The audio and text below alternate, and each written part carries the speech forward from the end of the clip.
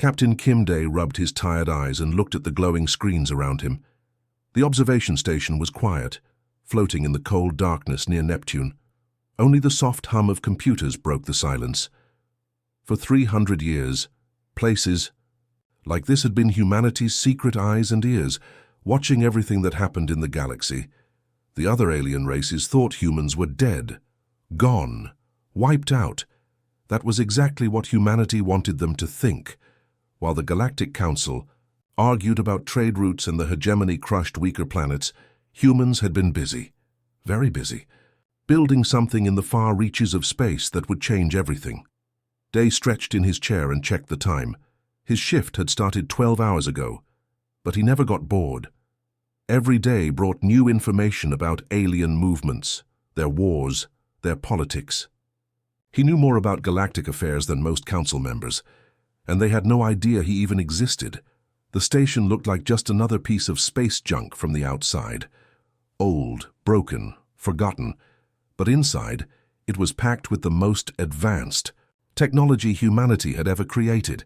Sensors that could detect a whisper from light years away, computers that could crack any alien code in seconds, weapons that could destroy a battleship with one shot, though Day hoped he would never need to use them. Lieutenant Park Mira walked over, her boots making soft sounds on the metal floor.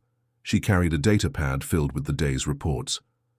Mira was young, maybe 25, with sharp eyes that missed nothing. She had been born on one of the hidden colony ships, like most humans these days. Earth was just a story to her, but she understood the mission. "Captain, here are today's updates," she said, handing him the pad. "Sector 7 is still quiet. The Zilani mining colonies are working normally, no signs of trouble." Day smiled at the mention of the Zilani. His grandmother used to tell him stories about them when he was little.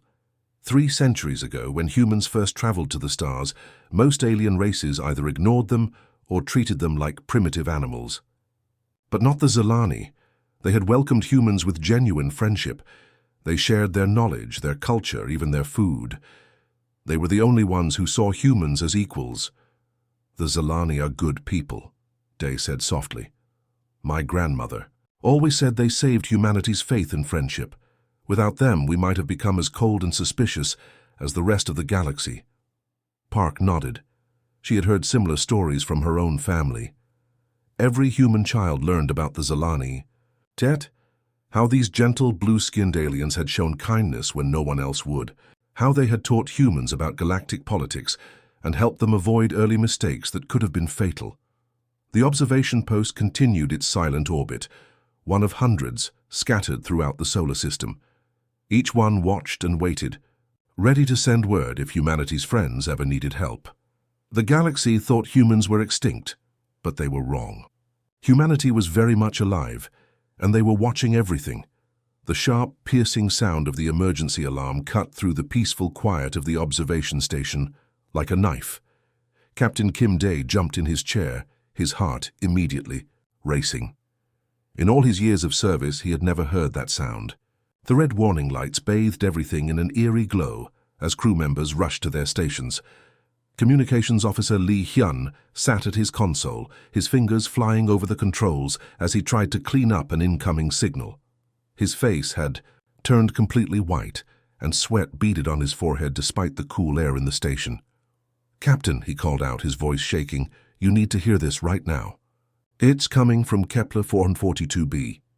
Day's stomach dropped. Kepler 442b was home to one of the largest Zilani mining colonies.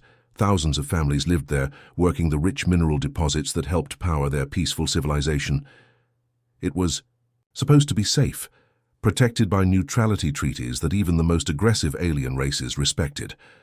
"Put it through the main speakers," Day ordered, moving quickly to Hyun's station. The entire crew gathered around, their faces tense with worry. The signal was weak and broken, filled with static and interference. But the voice that came through was unmistakably Zilani, speaking in their melodic language that humans had learned to love centuries ago. Elder Kethamora's voice was filled with terror and desperation.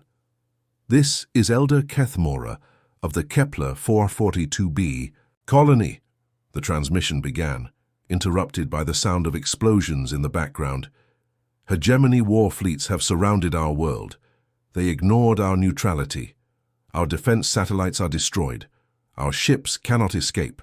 The crew listened in horror as the elder's voice continued, sometimes cutting out completely as the signal weakened. They demand total surrender. They want our mining equipment, our workers as slaves. We have maybe hours before they land troops. Then came the words that made Day's blood freeze. I remember the stories of our human friends Kim and Park who helped us so long ago. If any humans still exist anywhere in the galaxy, if you can hear this message, please remember us as we remembered you. Lieutenant Park Mira gasped, covering her mouth with her hands. Those weren't just random names the elder had mentioned. Kim and Park were the surnames of the first human diplomats who had made contact with the Zilani 3 centuries ago. This wasn't just a general distress call. This was the Zilani specifically calling out to humanity for help. Day's hands shook as he reached for the sealed emergency beacon that had sat untouched on his command console for years. Breaking that seal would activate protocols that hadn't been used since humanity went into hiding. It would send signals racing across the solar system to every hidden station, every secret colony, every sleeping giant that humanity had built. In the darkness. Sir, Hyun whispered, the signal is getting weaker. The hegemony must be jamming their communications. Day looked around at his crew. These young people had been born in hiding, raised in secret. They had never known a time when humanity stood openly in the galaxy. But now their oldest friends were calling for help, and 300 years of careful isolation was about to end forever. 2 miles beneath the red surface of Mars, Admiral Cho Soo-jin was reviewing supply reports when her personal communicator began flashing with urgent priority codes she had never seen before. The device hummed with a deep, resonating tone that seemed to vibrate through her bones. She stared at the screen, reading the message that would change the course of human history. The underground command center around her suddenly came alive. Computer systems that had been running on minimal power for decades began spinning up to full capacity. The walls themselves seemed to pulse as massive generators deep in Mars' core awakened from their long sleep. Emergency lighting cast everything in a blue glow as automated systems throughout the solar system received the same signal. Soo-jin pressed her hand against a scanner, confirming her identity and authority. This is Admiral Cho Soo-jin, Mars. Command. I confirm receipt of the Titan protocol activation. All department heads report to the main briefing room immediately. Throughout the hidden facility, personnel who had trained their entire lives for this moment sprang into action. Some had never seen their systems at full power. The youngest officers had been born after the last Titan protocol drill 20 years ago. But everyone knew what this meant. The time for hiding was over. On the asteroid belt colony of New Seoul, Commander Hanbo Ra watched as her disguised mining station transformed before her eyes. Walls slid away to reveal weapon systems. Fake mining equipment retracted to show massive engines. In 30 minutes, her asteroid would be ready to move anywhere in the galaxy at speeds that would terrify alien observers. Similar transformations were happening across the solar system. Jupiter's moons revealed themselves to be massive shipyards, where humanity's greatest vessels waited in darkness.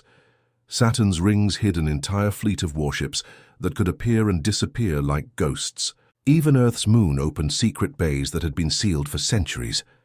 Back on Mars, fleet commanders gathered in the briefing room as fast as emergency shuttles could bring them.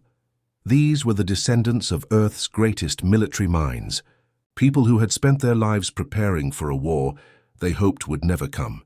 Admiral Soo-jin stood before the holographic display showing the Zilani distress signal.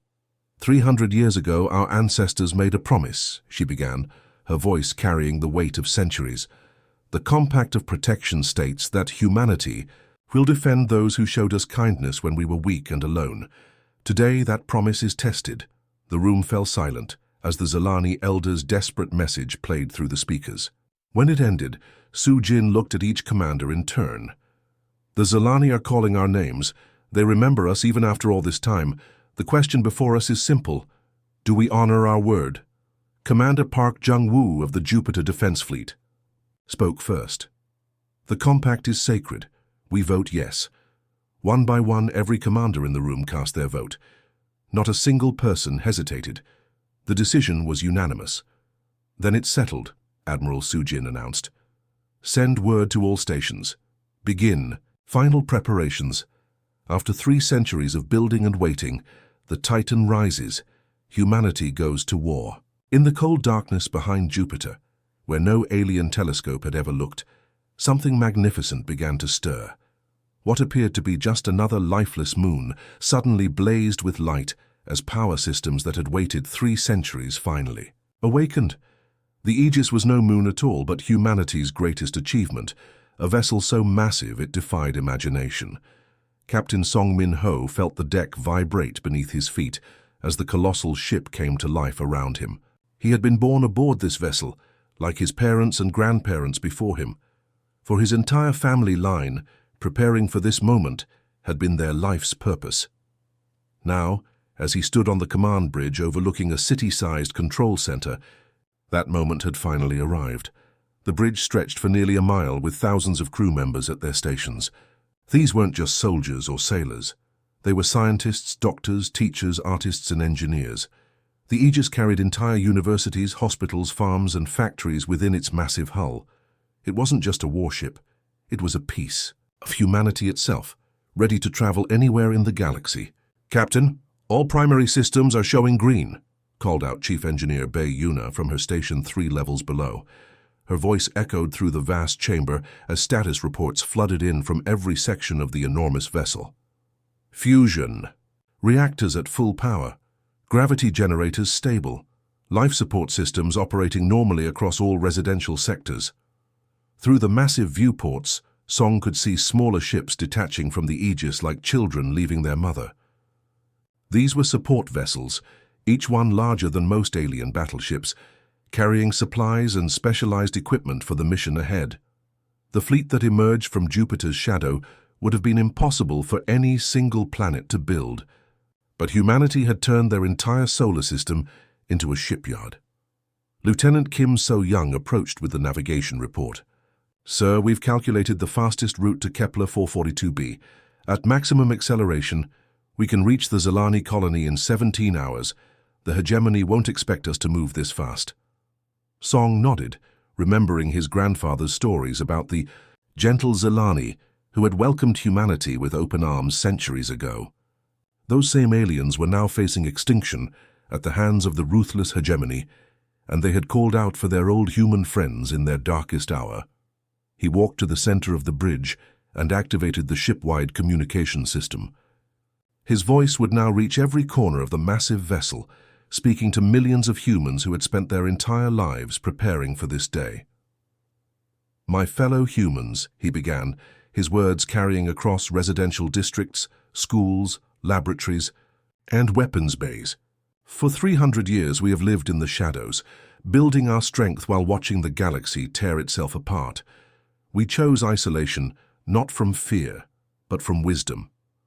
We knew that one day, those who showed us kindness would need our help." The ship began to move, its massive engines creating a light show that would have been visible from Earth if anyone had been looking in the right direction. As the Aegis turned toward its destination, Song continued his address. "Today, humanity emerges from the darkness not as conquerors seeking glory, but as guardians protecting the innocent. We go to honor a promise made centuries ago. The Zilani will not face their enemies alone." Fleet Commander Vex Thul stood on the bridge of his flagship, the Devourer, watching the final stages of the Zilani conquest. Below them, the peaceful, mining world of Kepler 442b burned in several places where his forces had struck key targets. The Zilani had offered no real resistance, just as he expected. Their small defense fleet had been destroyed in the first hour of the attack. "Commander," his communications officer reported, "the Zilani leadership is ready to discuss surrender." "Terms?" Vexthul smiled, showing rows of sharp teeth. The hegemony had conquered 47 worlds using the same tactics: overwhelming force, quick strikes, and demands for total submission. It worked every time. The Zilani would become another source of cheap labor and valuable resources for the growing empire. But then something impossible appeared on his sensors. "Sir," his tactical officer called out, his voice tight with confusion. "I'm detecting something. Approaching our position. It's massive. Vexthul turned from the viewport to look at the sensor displays. What he saw made no sense. A single contact was moving toward them at a speed that should have been impossible for anything that large. The energy signature was unlike anything in their databases, and the mass readings kept climbing higher and higher. "Check the sensors," he ordered. "That can't be right." "I've run diagnostics 3 times, sir," the tactical officer replied, his voice beginning to shake. "The readings are accurate. Whatever's coming toward us has a mass equivalent to a small moon, and it's moving faster than our best warships." The bridge fell silent, except for the hum of machinery and the distant sound of alarms from other ships in the fleet. Vexthul had commanded hegemony forces for 20 years. He had seen every type of alien vessel, from tiny fighters to massive space stations. But nothing in his experience had prepared him for this. "How long until it reaches us?" he asked. "At current speed, approximately 4 minutes, sir." Vexthul activated the fleet communication system. "All ships, this is the Devourer. Unknown massive vessel approaching. Battle stations, prepare for possible engagement." Across the hegemony fleet, alarm bells rang as hundreds of warships powered up their weapons and shields. These were the same vessels that had destroyed the defenses of dozens of worlds. Their combined firepower could level continents, and their crews were veterans of countless battles. But as the massive object finally came into visual range, even the most experienced officers fell silent. It was impossible. No civilization could build something that large. The vessel emerging from the darkness was bigger than some of the moons orbiting nearby planets. It moved with purpose and grace despite its incredible size, its hull gleaming with lights that stretched across its surface like cities. "Commander," whispered his navigation officer, "it's casting a shadow over our entire fleet." Vexthul stared up at the viewports as the massive human vessel positioned itself above them. The Devourer, his pride and joy, looked like a small fighter compared to this impossibility. His entire invasion fleet, which had seemed so powerful just minutes before, now appeared pathetic and tiny. What species could build something like this? He asked, though he wasn't sure he wanted to know the answer. The massive Aegis hung in space like a dark mountain, its shadow covering the entire hegemony fleet. On the bridge, Captain Song Minho looked down at the alien warships that had seemed so threatening just moments before. Now they looked like toys scattered beneath a giant's feet. "Open all communication channels," Song ordered. "I want every ship in this system to hear this message." The communications officer nodded. "All frequencies open, sir. You're broadcasting to the hegemony fleet, the Zelani colony, and any other vessels in the area." Song stepped forward, his voice calm but carrying the weight of 3 centuries of preparation. "This is Captain Song Minho of the Human Defense Corps, aboard the vessel. Aegis, you have attacked our friends, the Zelani people. You have exactly 1 minute to withdraw your forces and leave this system. This is your only warning." On the hegemony flagship, Fleet Commander Vexthul stared at the communication screen in disbelief. "Humans?" he snarled. "The humans died out centuries ago. This is some kind of trick." His tactical officer looked up from his console, fear clear in his eyes. "Sir, I'm detecting massive energy buildups across that vessel's hull. Whatever it is, it's not bluffing." But Vexthul had built his reputation on crushing anyone who dared challenge the hegemony. He couldn't show weakness now, not in front of his entire fleet. "All ships, target that vessel with everything we have. Fire!" The hegemony fleet erupted in light as hundreds of plasma cannons fired simultaneously. The combined firepower could have destroyed a small planet. Brilliant streams of energy raced toward the Aegis, enough destructive power to level entire cities. The plasma beams struck the human vessel's shields and simply vanished. The energy that should have melted hull armor disappeared like raindrops, hitting an ocean. The Aegis didn't even shake from the impact. "Interesting," Song said quietly, watching the light show fade away. "Chief Weapons Officer Lee, please demonstrate our response capabilities. Disable their engines and weapons, but don't destroy the ships. We want them to go home and tell others what they've seen." "Understood, sir," replied Chief Weapons Officer Lee Dong-wook. "Precision strikes only." What happened next redefined the sea. Word precision for everyone watching. Thin beams of blue light lanced out from the Aegis, each one finding its target with surgical accuracy. The hegemony ships had hundreds of weapon systems, but every single one was hit simultaneously. Engines that had powered these vessels across the galaxy simply shut down. Weapons that had destroyed entire worlds went dark. In less than 30 seconds, the entire hegemony fleet was helpless, not destroyed, not damaged beyond repair, but completely neutralized. The crews were alive and unharmed, but their ships were as useful as floating space junk. Vexthul watched his command displays go dark one by one. "This is impossible," he whispered. "No one has technology this advanced." Song's voice came through the speakers again, still calm and measured. "We don't seek your destruction, Fleet Commander. We seek justice. The Zalani are a peaceful people who have harmed no one. Your attack on them was unprovoked and cruel." The captain paused, letting his words sink in across the silent battlefield. "You will withdraw from this system immediately. You will return all Zalani prisoners and stolen resources, and you will carry a message back to your leaders.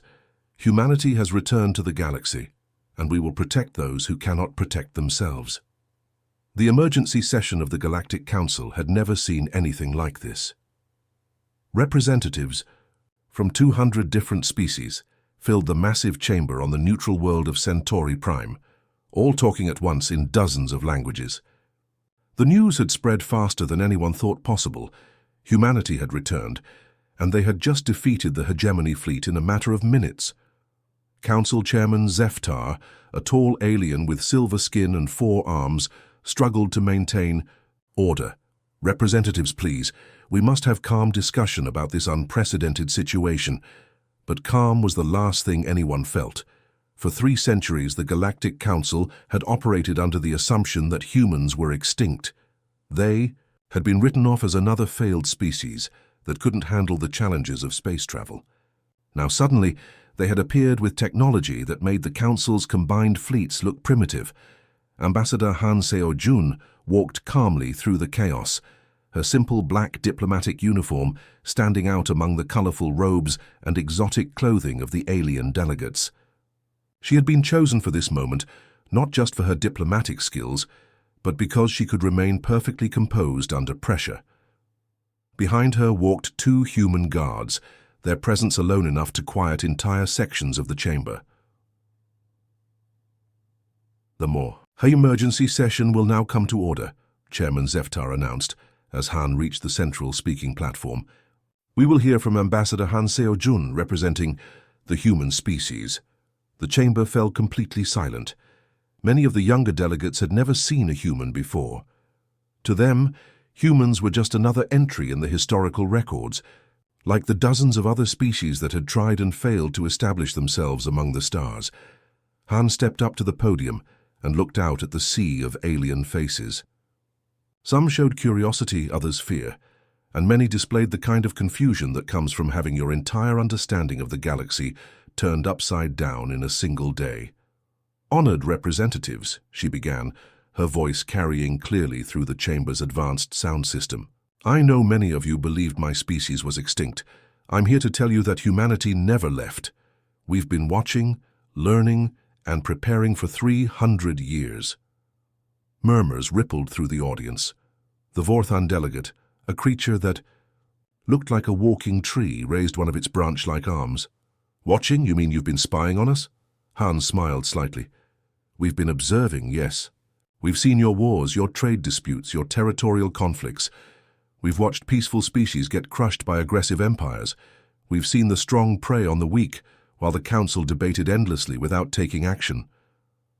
The chamber erupted in angry voices, but Han continued speaking over the noise. "Today, the hegemony attacked the Zalani colony at Kepler 442b. The Zalani are gentle people who have never threatened anyone. They called out for help, and humanity answered." Massive holographic display activated above the chamber, showing real-time footage from the battle. The delegates watched in stunned silence as the impossibly large human vessel, the Aegis, disabled the entire hegemony fleet without destroying a single ship. The precision and restraint displayed by the human forces was unlike anything they had ever seen. "This is impossible. whispered the hegemony's own representative, a brutish creature named Gorthak. "No single ship could defeat our entire fleet." "Your fleet attacked our friends," Han replied simply. "We responded appropriately. The hegemony's reign of terror ends today." High Emperor Vraktul had ruled the hegemony for 30 years through fear and overwhelming force. His empire stretched across dozens of star systems, built on the ruins of civilizations that had dared to resist. Now, for the first time in his life, he was the one running in terror. The fortress world of Kralthex was supposed to be impregnable. Massive planetary shields surrounded the entire planet, powered by the cores of 3 captured moons. Weapon platforms dotted the surface like deadly flowers, each one capable of destroying a battleship. Underground bunkers stretched for miles beneath the surface, stocked with enough supplies to last for decades. "The human vessel is approaching our outer sensor range," reported General Thexmore, his voice shaking despite his attempts to sound calm. "Our long-range scanners show it's even larger than the reports suggested." Vraktul paced across the command center deep beneath the planet's surface. Through reinforced windows, he could see his generals and admirals, the beings who had helped him conquer world after world. Now they all looked like frightened children. "Activate all planetary defenses," he ordered.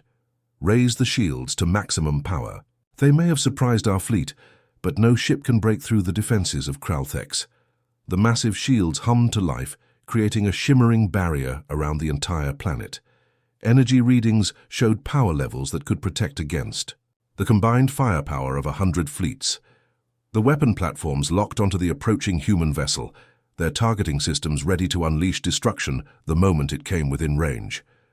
But when the Aegis finally arrived in orbit, it didn't attack the shields or engage the weapons. It simply hung there in space, silent and patient like a predator watching its prey. "Why aren't they firing?" whispered Admiral Korthval. "What are they waiting for?" The answer came in the form of something the hegemony had never experienced before. Their shields didn't explode or overload, they simply turned off. Every defensive system on the planet went dark simultaneously. Communication networks fell silent. Even the lights in the command bunker flickered and died, leaving them in emergency lighting. "This is impossible," Vraktul screamed. "Our systems are hardened against all known forms of electronic warfare." But humanity had spent 3 centuries developing cyber warfare techniques that no alien civilization had ever imagined. The Aegis didn't need to destroy the hegemony's defenses. It simply took control of them, turning their own technology against them with surgical precision. Colonel Kang Do-hyun materialized in the command center, along with a squad of human soldiers, their advanced teleportation technology making locked doors and defensive barriers meaningless. The hegemony leaders found themselves facing humans for the first time in centuries, and what they saw terrified them more than any weapon. These weren't the primitive beings they had read about in historical records. The humans who stood before them moved with quiet confidence, their equipment humming with technologies that seemed almost magical. But what frightened the hegemony leaders most was the complete absence of cruelty in their eyes. The humans weren't here for revenge or conquest. They were here for justice. "High Emperor Vraktul," Colonel Kang said calmly, "I am Colonel Kang Do-hyun of the Human Defense Corps. Your empire of fear and oppression is finished. We offer you a choice that you never gave your victims: peaceful integration into galactic society or permanent isolation from the rest of the galaxy." The observation deck of the Aegis stretched for nearly half a mile, its transparent walls offering a breathtaking view of the stars. Captain Song Min-ho stood quietly beside Elder Kethamora, watching as the last of the hegemony transport ships disappeared into hyperspace. The ancient Zelani leader was small and frail, her blue skin marked with the ritual scars that showed her wisdom and age, but her eyes still sparkled with the kindness that had welcomed humanity centuries ago. "I thought I would die, without ever seeing a human face again," the elder whispered, her voice soft like wind through crystal chimes. "When we sent that distress call, it was more hope than expectation. 300 years is a long time to keep faith." Song smiled, remembering the stories his grandfather had told about the first meeting between humans and Zelani. "My family has passed down the tales for generations, Elder. How your people shared your food with hungry human explorers, How you taught us about galactic politics when we were too naive to survive on our own. How you defended us in the early council meetings, when other species wanted to dismiss us as primitives. Below them, through the vast windows, they could see hegemony prison ships releasing their cargo. Thousands of Zilani families were being reunited on transport vessels that would take them back to their home worlds. Medical ships from the Aegis were treating the wounded, while supply vessels delivered food and medicine to colonies that had been stripped bare by hegemony raiders. The children being freed today have never known peace, Elder Kethmora said, watching as young Zilani were helped aboard the rescue ships. Some were born in captivity. They will ask their parents about the tall beings with kind eyes who saved them. Will you visit our worlds again so they can meet real humans? We will visit, Song promised, but things will be different now. Humanity can no longer hide in the shadows. The galaxy knows we exist, and they know what we're capable of. As if to emphasize his point, holographic displays around the observation deck showed the current situation across known space. Hegemony forces were withdrawing from 17 different worlds, their conquered territories suddenly free after decades of oppression. Other aggressive species were pulling back from conflicts, apparently deciding that conquest wasn't worth risking humanity's attention. Are you planning to become the new rulers of the galaxy? The Elder asked, though her tone suggested she already knew the answer. Song shook his head. We never wanted to rule anyone. We just wanted to make sure that what happened to us in the early days never happened to others. Isolation taught us patience and wisdom, but it also showed us something important. The galaxy needs guardians, not conquerors. Communication Officer Park Ji-woo approached them with a datapad. Captain, we're receiving requests for assistance. From 43 different systems, word is spreading fast about what we did here.